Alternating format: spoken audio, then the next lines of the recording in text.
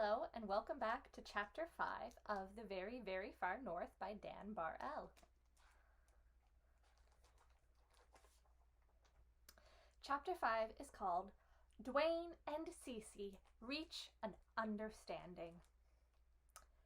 In the weeks that followed, the coldest season, that is to say, the best season, arrived in the very, very far north. The temperature dropped and the snow fell.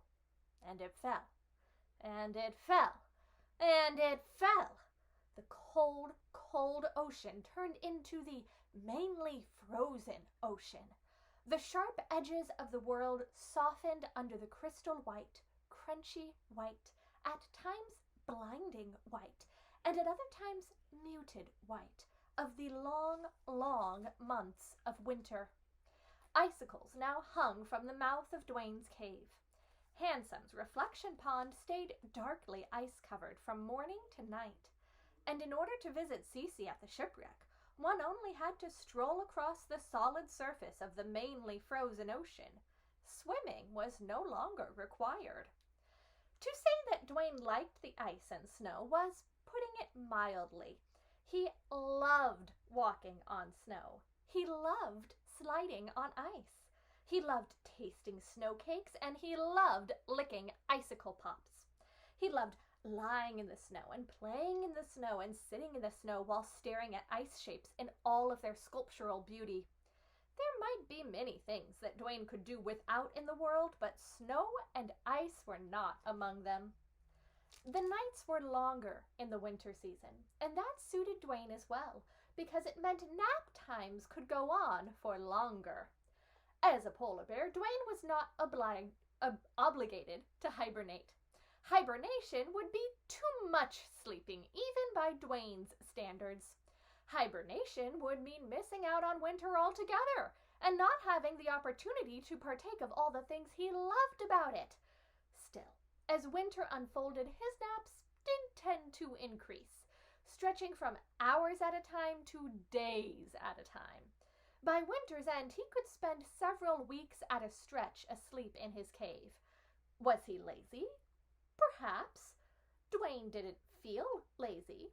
His long naps seemed in tune with the very, very far north's yawning quiet, as if the world was already napping and he was just joining in.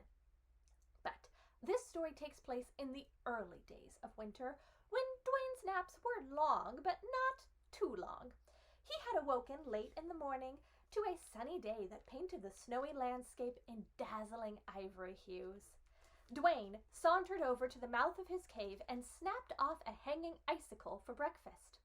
Then, without a second thought and without even a plan, he continued walking out of his home, still groggy, licking his icicle pop, looking about but not really looking, just feeling the warm sunshine on his nose. Eventually, Dwayne reached the fabulous beach. It, too, was snow-covered, making it indistinguishable from the rest of the icy landscape, but still sloped at the perfect angle, so Dwayne flopped to the ground on his back and stared out at the mainly frozen ocean. He felt at peace, free of care, and still slightly dozy from his nap. A glint from the direction of the shipwreck caught Dwayne's attention. Dwayne was fairly certain it was the sunlight hitting Cece's metal telescope atop the slanted deck. He smiled and waved just in case Cece was watching him now. Minutes later, a tiny black spot arose in the sky above the shipwreck, growing bigger and bigger as it came nearer. Soon, Dwayne was able to see its wings and then Cece's big eyes. She landed beside him on the snow. "Hello, Cece. It's good to see you." "I will not stay long, Dwayne the polar bear. There is work to get back to." "And what work is that?" asked Dwayne. "I am conducting experiments for the advancement of knowledge toward the benefit of all," she replied. "What are you doing?" And here's a picture of Cece coming from the shipwreck. "Lying on the beach, licking an icicle pop and feeling the sunshine on my nose," said Dwayne. "Would you care to join me?" And before Cece had time to answer, Dwayne broke the icicle in two and held out one half for her. Cece hesitated, not entirely sure what she should do. Perhaps you may think that taking the icicle pop is the obvious response, but Cece was neither experienced nor comfortable in social situations. Unlike Handsome, for example, who relaxed in both muskox and non-muskox interactions, Cece could never quite grasp what was expected. Whether it was her inexperience that caused her discomfort, or her discomfort that led to her inexperience, remained to be proven. Cece was still trying to figure out a proper experiment to examine it. In the meantime, Cece took a chance by accepting the half icicle pop from Dwayne, despite knowing that the icicle pop did not interest her in the least, as well as having to resist the temptation to point out that drinking a glass of water would be a much more efficient alternative with exactly the same benefits in nutrition. But then Dwayne smiled after she took the icicle pop, and Cece gave a small, awkward smile in return. She knew she had made the right choice. The owl and the polar bear stared out at the mainly frozen ocean without speaking. The world was silent but for Dwayne's loud slurping and Cece's much quieter nibbling. When Dwayne finished his icicle pop, he let out a great big sigh. Cece again did not know how to respond. Sighs could mean many things. She looked over at Dwayne to study his face. "Are you disappointed, Dwayne the polar bear? Was the icicle pop not to your satisfaction?" "Yes, it was. It was very delicious." "Oh, then are you frustrated? Do you wish you had not shared half the icicle pop with me so that there would have been more deliciousness for you to enjoy?" "Not at all. I was happy to share with you, Cece." "Oh, then is it longing you feel? Do you fear that it was the last icicle pop you'll ever come across? Because I can tell you that it is highly unlikely, scientifically speaking." "I know, Cece. I'm sure there will be lots and lots of icicle pops this winter." "Oh," said Cece. Her large eyes darted back and forth nervously. She'd exhausted all the explanations that she could think of for Dwayne's sigh, except for one. It was the one which made her heart feel heavy. "Then you sighed because you must be bored. I understand. I will leave you to your day." Cece positioned herself to push off into flight as Dwayne reached out to gently touch her wing. Gentle or not, the move startled Cece, who pulled away in defense. Dwayne immediately retracted his paw. "I do not like to be touched, Dwayne the polar bear." "I understand that now, Cece, and I'm sorry for doing so," Dwayne added delicately. "But I wanted to say that I wasn't bored. I sighed because I was happy." And here is Dwayne trying to comfort Cece, but Cece doesn't like to be comforted that way. "There are happy sighs?" "I believe so," replied Dwayne. Then he performed another sigh, but this time paying attention to his feelings while he did it. Yes, it was a happy sigh." "Oh," said Cece, "I will make note of that. And I will remember not to touch." The two friends held each other's gaze for a couple of blinks before returning once again to staring at the mainly frozen ocean. This quiet spell lasted a good long time. "Sometimes I like salty tastes," said Dwayne suddenly, apropos of nothing. "Not always. Very little, really, but sometimes." Cece was about to point out that salt is not something polar bears need to seek out in their diet, and that another word for salt is sodium, and the chemical element of sodium is Na, and that polar bears will get their necessary dietary sodium just from the foods they eat. But she didn't, because she was practicing listening. "I've noticed," Dwayne continued, "that when the mainly frozen ocean is just the cold, cold ocean, and I swim over to visit you, sometimes I can taste the salt in the water if I splash too much. But if I walk over to visit you when the cold, cold ocean becomes the mainly frozen ocean like it is now, and if I bend down to break a piece of the ice to eat, I can't taste the salt anymore." Cece controlled the urge to blurt out how most of the sea salt is forced down when the ice forms in winter, so that the ocean water below the ice becomes dense with salt, which makes it heavier, and so it sinks. She also resisted explaining that if the salt was in the ice, there might not actually be ice because the salt lowers the freezing point by absorbing the energy from around it, causing the ice to melt.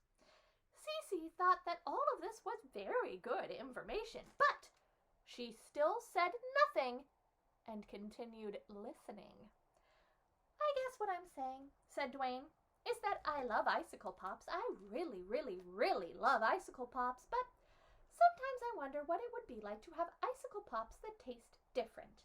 Not always, but sometimes."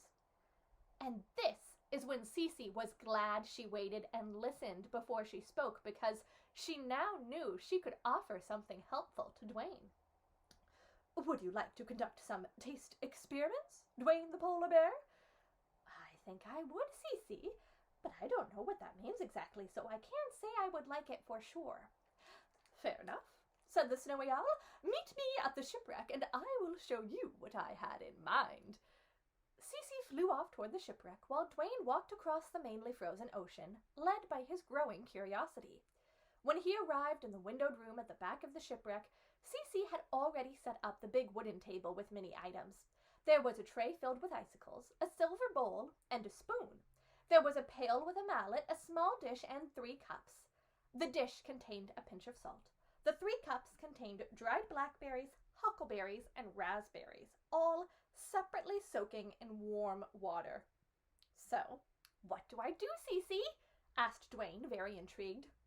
"Let's begin with the salt tasting, because that was what started this. Grab an icicle and sprinkle some salt on it. I will take notes of what we learn." Dwayne did exactly what Cece instructed, and then tasted his salt-flavored icicle pop. His face scrunched up tightly and his tongue was hanging out. "Blech! I don't like that," he said. "Duly noted," agreed Cece. "Also, I think the salt made my icicle pop melt too soon." "Well observed, Dwayne the polar bear," said Cece, which made Dwayne feel very proud. "Let's try the berries next. They've been soaking, so they will be juicy now." "I like berries," said Dwayne happily, but as you can imagine, when he tried to add some raspberries onto the second long, thin icicle pop that he grabbed, they all quickly slid off. Cece had already predicted in her head that this might happen, which is why she had placed the other items on the table. "I would like to make a suggestion." She then proceeded to guide Dwayne in the making of a new ice treat. The remaining icicles were put into the pail, and with the mallet, Dwayne hammered them and crushed them into something like snow, but still with the icy crunch he preferred. Dwayne scooped all of it into the silver bowl. This time, when he added the berries, they all sat on the crushed ice along with their sweet juices. Dwayne picked up the spoon and dug in. Oh, the smile that spread over Dwayne's face. This may have been the most delicious thing he had eaten in his entire life. Icy and juicy and sweet and crunchy, he closed his eyes and gave a long mmm. "Duly noted," said Cece again. Dwayne's eyes suddenly widened because he finally understood what conducting experiments for the advancement of knowledge toward the benefit of all truly meant, and he was grateful. In fact, he was so grateful that his strongest impulse was to give Cece a big hug as a way of saying thanks. He moved toward her, but then he stopped. He remembered that Cece didn't like being touched. So, instead of a hug, he just looked at her and smiled and blinked 3 times. Cece smiled and blinked 3 times back. For her, it was the perfect way to say thank you and you're welcome. Dwayne went back to eating his delicious new ice dessert, which he was inspired to call a snow delight. His eyes closed in the simple enjoyment of it. A large, loud sigh followed, but it did not come from Dwayne. This time it came from Cece, and Dwayne knew from the moment he heard it that it was a happy sigh. that is an experiment that went really well, huh? Maybe I want to try that experiment myself this summer. That sounds really tasty. And I will see you next time in Chapter 6.